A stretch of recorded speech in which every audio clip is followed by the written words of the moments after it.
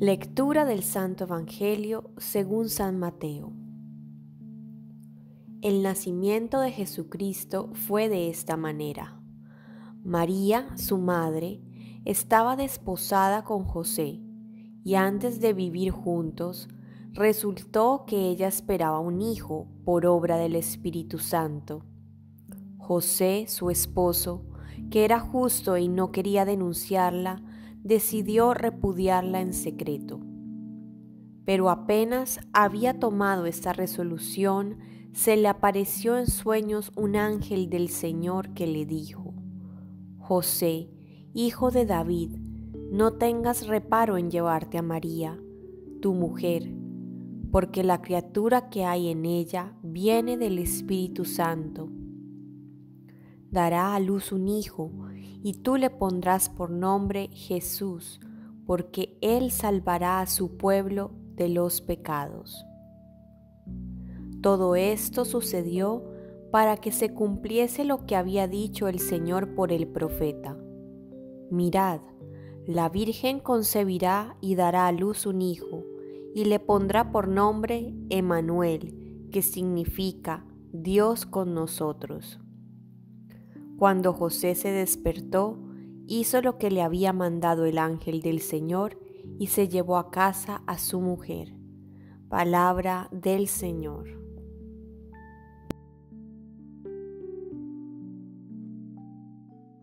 Hermanas y hermanos, hemos recorrido un itinerario de 4 semanas en el tiempo de Adviento.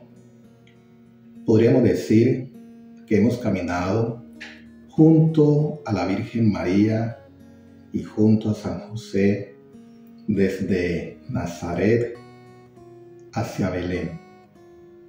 En esta última semana llegaremos con ellos hasta Belén, hasta el portal de Belén, para poder contemplar allí al niño Jesús puesto en las manos de María y envuelta en pañales, como lo refiere San Juan tan bellamente. El niño Dios, el Dios con nosotros, el Dios hecho hombre, que se entrega por nosotros y que quita el pecado del mundo. Podremos a Él contemplarlo en la noche de Navidad, y se alegrará nuestro corazón al reconocer una vez más que Dios cumple sus promesas. En este itinerario hemos tenido como 3 maestros muy especiales, y hoy quisiera también hablar de un 4º maestro. El primer maestro en este tiempo de Adviento es Isaías. Isaías, que nos invita desde el desierto, allí en Babilonia, desde el exilio, por allá en el siglo VI a.C., a retomar los caminos de la esperanza. Isaías es el profeta de la esperanza. Volver a creer en el Señor, en que Él nos enviará un Salvador, al Emmanuel, al Dios con nosotros. Entonces, el tiempo de Adviento es también el tiempo de la esperanza, de aquel que espera en el Señor. Por eso Isaías repite: tengan ánimo, sean valientes, esperen en el Señor. Luego, en el segundo y tercer domingo, encontramos a Juan el Bautista, también en el desierto. Ya no está en el desierto babilónico, ahora está al pie del río Jordán, ya no invitando solamente a la esperanza, sino a la conversión del corazón, para poder preparar un sendero, un camino al Salvador que viene. Y es Juan el Bautista quien anuncia presente entre los hombres a Cristo cuando envía a 2 de sus discípulos diciéndoles: ese es el Cordero de Dios que quita el pecado del mundo.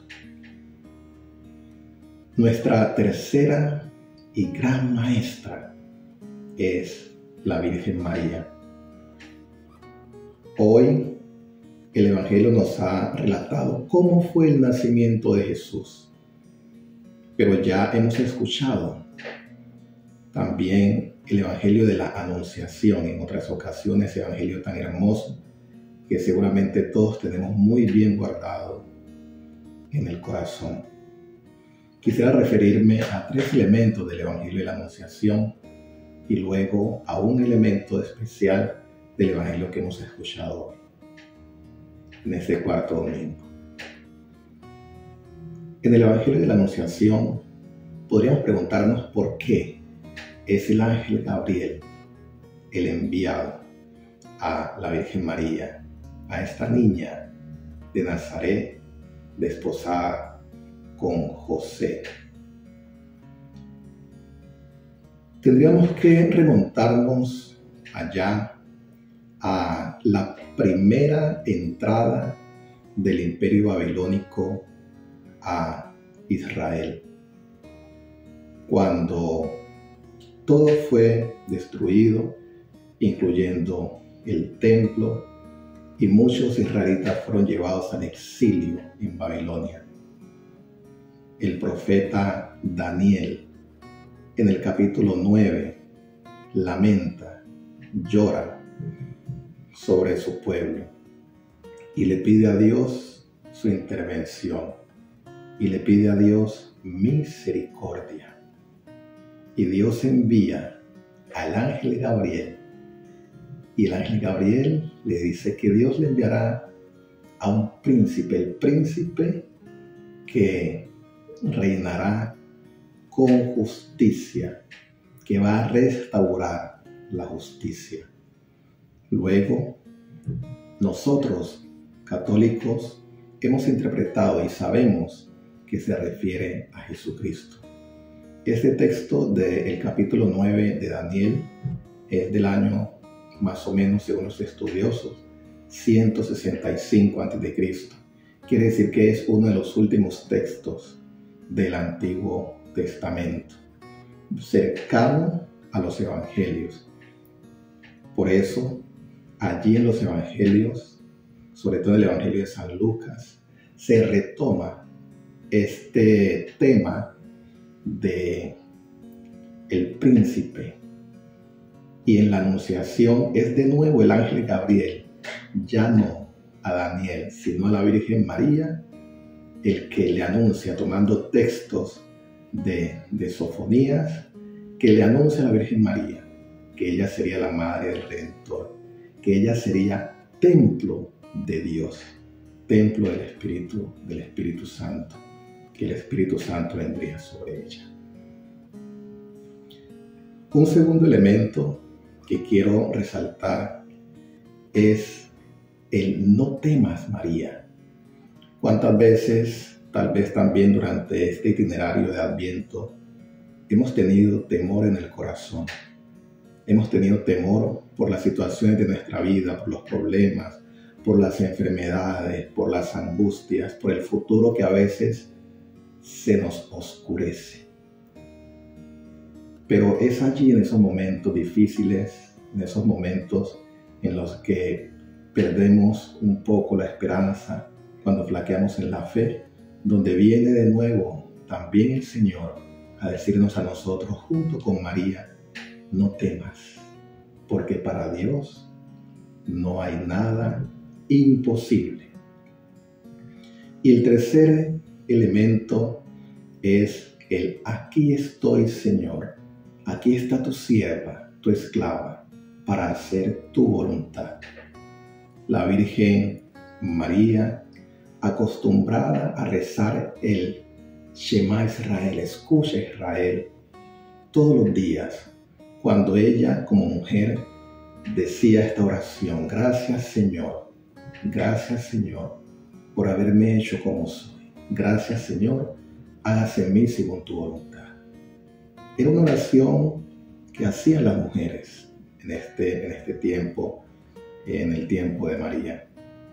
Bueno, María, la Virgen, cuando el ángel le anuncia, responde con la misma oración. Responde con un amén, con un sí. Aquí estoy, Señor, para hacer tu voluntad. Y lo hermoso en María es que ese sí, ella lo conoce bien, sabe lo que significa, sabe todo lo que vendrá después de ese sí: el sufrimiento, la persecución, la crucifixión, la muerte de su hijo. Pero María mantiene el sí desde que el ángel la dejó hasta el final, siempre fiel a la palabra que había dado a Dios y siempre confiada en el Señor. Por eso podemos decir que María caminó en la penumbra de la fe, como lo hizo Abraham cuando salió de su tierra y como lo hicieron muchos profetas que se dejaron conducir por el Señor. Qué bueno que también nosotros pudiésemos decirle a la Virgen María: Madre nuestra y Madre de la Iglesia, danos una fe como la tuya. Luego, en el Evangelio de hoy quisiera resaltar la paternidad de José. José no es padre biológico de Jesús, pero tanto María como José han sido los padres de Jesús, podríamos decir, en el orden de la gracia. Dios ha querido dar ese don de la persona de Jesús a José y a María, porque hay que resaltar y recordar que María no es una soltera, es una desposada. Quiere decir que el don de Jesús como hijo no solamente es dado a María, sino también a José. José no es un añadido en la historia de salvación. José es el padre de Jesús, no biológico, pero sí es el padre de Jesús, diríamos espiritual, y luego se convierte él desde ese momento en que el ángel, del cual no se dice el nombre, le anuncia la voluntad de Dios, en el custodio del Redentor, en el custodio de la Sagrada Familia, en el custodio de la Virgen María. Que el Señor Dios nos dé a nosotros la gracia maravillosa de seguir caminando durante esta semana hacia el encuentro con el niño Jesús, con el Dios hecho hombre, y saber, como Isaías, como Juan el Bautista, como María y como José, poner siempre la esperanza en el Señor, sin importar la situación que estemos viviendo. Siempre poner la esperanza en Dios y contemplar con alegría el rostro del niño Jesús, el Dios con nosotros.